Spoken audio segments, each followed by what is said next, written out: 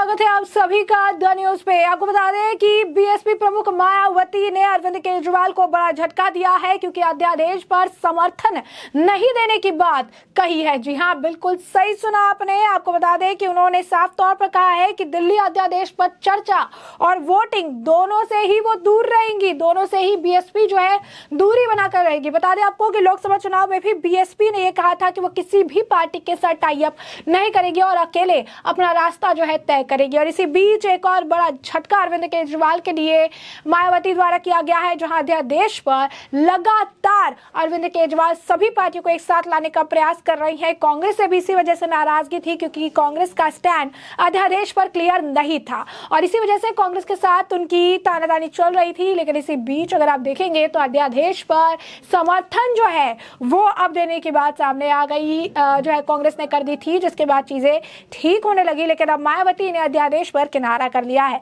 तो दिल्ली में शासन व्यवस्था से जुड़े अध्यादेश पर लोकसभा और राज्यसभा में जबरदस्त ध्रुवीकरण जो है होने वाला है। एक तरफ इंडिया के नाम से बना विपक्षी गठबंधन वोटिंग में एकजुट रहने की तैयारी में है, तो वही एनडीए भी शक्ति प्रदर्शन के लिए मेहनत जो है कर रहा है। इस बीच मायावती की पार्टी बसपा का रुख अरविंद केजरीवाल को झटका देने वाला है, जो लगातार गैर भाजपा दलों से समर्थन की अपील कर रहे हैं। मायावती की पार्टी ने फैसला लिया है कि वह दिल्ली वाले अध्यादेश पर वोटिंग और चर्चा से दूर ही रहेगी। इस तरह बसपा के इस मामले में किसी का भी पक्ष न लेने की बात कही है, लेकिन इससे अप्रत्यक्ष तौर पर अरविंद केजरीवाल जी को ही झटका लगेगा। वहीं मायावती का यह फैसला भाजपा के नेतृत्व वाले एनडीए को राहत देने वाला है। सरकार इसी मॉनसून सेशन में 31 विधायकों को पेश करने की तैयारी में है, जिसमें पहले नंबर पर दिल्ली वाले अध्यादेश को रखा गया है। हालांकि बेंगलुरु की विपक्षी बैठक से दूर रहने वाली भारतीय राष्ट्र समिति ने जरूर इस मसले पर समर्थन का रुख दिया है। बसपा से जुड़े एक सूत्र का यह कहना है कि पार्टी ने संसद की कार्रवाई से ही उस दौरान दूर रहने का फैसला लिया जब दिल्ली वाला बिल पेश किया जाएगा। बसपा के लोकसभा में 9 सांसद हैं, जबकि राज्यसभा में उसका महज एक ही सदस्य है। भले ही उच्च सदन में की अगर बात करें तो वहां पर बसपा का एक ही सदस्य है, लेकिन कांटे की लड़ाई में उसका भी गैर हाजिर रहना मायने रखता है। अब तक इस मसले पर बीजेडी और वाईएसआर कांग्रेस ने अपना रुख साफ नहीं किया है। माना जा रहा है कि इन दोनों दलों का पलड़ा एनडीए की ओर झुकता दिख रहा है। पहले भी दोनों पार्टियों ने कई बार जो है एनडीए के पक्ष में मतदान किया। हालांकि विपक्ष को यह लगता है कि वह दोनों दलों को राजी कर देगा। बता दें कि दिल्ली वाले अध्यादेश को आम आदमी पार्टी के अलावा कांग्रेस ने भी संसदीय ढांचे के खिलाफ जो है माना है। जैसा कि हमने आपको शुरुआत में ही बताया कि शुरू में वो इसके अगेंस्ट चल रहे थे।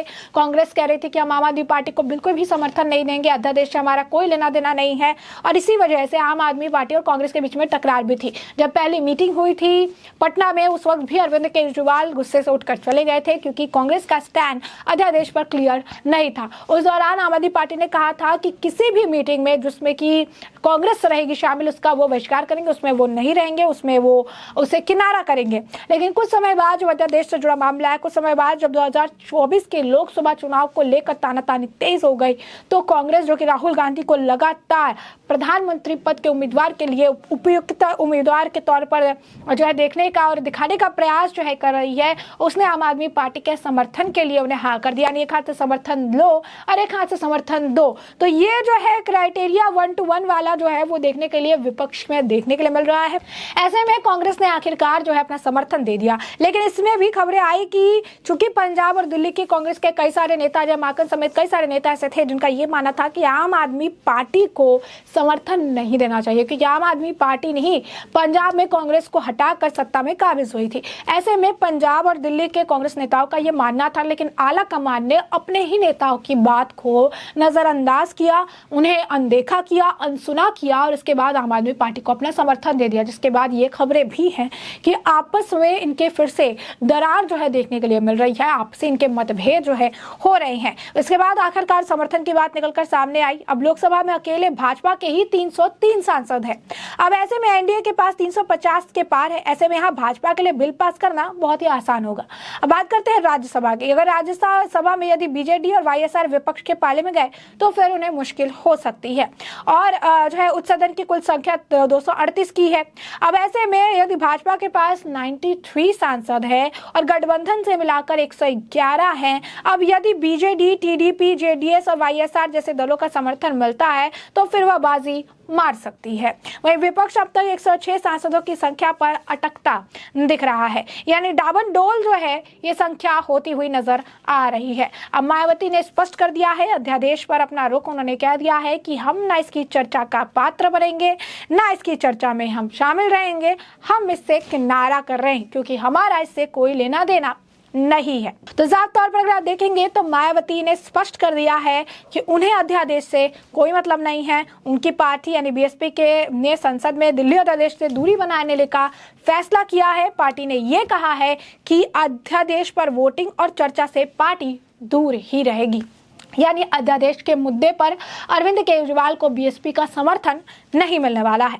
उसके बाद आपको बता दें कि जो है सारी चीज़ें जो है लोगों की भी प्रतिक्रियाएं आ रही है। लोग कह रहे हैं कि बाबा साहब अम्बेडकर के संविधान की बात करने वाली बीएसपी को इस वक्त सबसे आगे आकर संविधान का साथ देना चाहिए था। इसी से पता लगता है कि ये अब काशीराम जी वाली पार्टी नहीं है। तो कुछ लोगों का ये कहना है कि इस पर समर्थन देना चाहिए, लेकिन अब उसके बाद समर्थन नहीं दे रही हैं। और उसके बाद कुछ लोगों ने ये भी कह रहे हैं कि ये बीजेपी का एक हेल्पिंग हैंड भी है। एक तरह से इनके जो फैसले हैं इससे बीजेपी को ही फायदा होता हुआ नजर आ रहा है, चाहे बात एक आंकड़े की हो या दो की हो। अगर बीएसपी किनारा कटती है या फिर उससे कटती है तो ऐसे में यहाँ पर बीजेपी को एक हेल्पिंग हैंड जो है वो मिल जाएगा। तो इसी तरीके से लोगों की जो है आप कह सकते हैं प्रतिक्रिया है, जहां पर लोग यही कह रहे हैं कि मायावती ने जो फैसला लिया है इससे बीजेपी को फायदा और अरविंद केजरीवाल को भारी नुकसान होता हुआ नजर आएगा। तो ये सारी चीजें हैं। और उसके बाद उन्होंने कहा कि कुछ लोग ये कह रहे हैं कि अरविंद केजरीवाल अपना अस्तित्व बचाने का प्रयास यहाँ पर कर रहे हैं, अपना अस्तित्व जो है वो बचाना चाहते हैं और इसी वजह से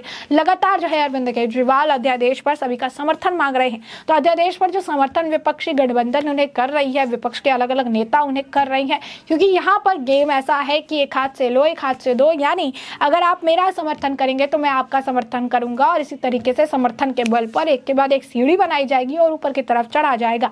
क्योंकि यही कांग्रेस और जिसे भ्रष्टाचारी कहती थी आम आदमी पार्टी, और कांग्रेस जो आम आदमी पार्टी को एक नज़र पसंद नहीं करती थी, आम आदमी पार्टी और इनके बीच में करारी टक्कर और तकरार देखने के लिए मिलती थी, वही अध्यादेश पर आज एक साथ हो गए हैं। लेकिन बीएसपी के किनारा करने से ये मुश्किल उनके लिए बढ़ गई है। वही नहीं, लोकसभा चुनाव को लेकर भी बीएसपी अपनी तरफ से अड़िग है। उन्होंने ये कहा है कि किसी के साथ ना विपक्षी गठबंधन ना एनडीए के साथ वो किसी के साथ भी नहीं जाएंगी, वो अकेले ही इसमें आगे बढ़ेंगे और अकेले ही अपना आप कह सकते हैं अस्तित्व जो है बचाने का प्रयास करेंगे। तो ऐसे में हमने आपको ये जो पूरा मामला है ये बड़े विस्तार से बताया है कि पूरा मामला क्या है, किस तरीके से अध्यादेश को लेकर अरविंद केजरीवाल को बीएसपी प्रमुख मायावती ने बड़ा झटका दिया है, जहां पर उन्होंने स्पष्ट किया है कि बीएसपी संसद में दिल्ली अध्यादेश से दूरी जो है बनाकर रखेगी और इसका फैसला लिया है। साथ उन्होंने ये भी कहा कि अध्यादेश पर वोटिंग और चर्चा दोनों से पार्टी दूर रहेगी।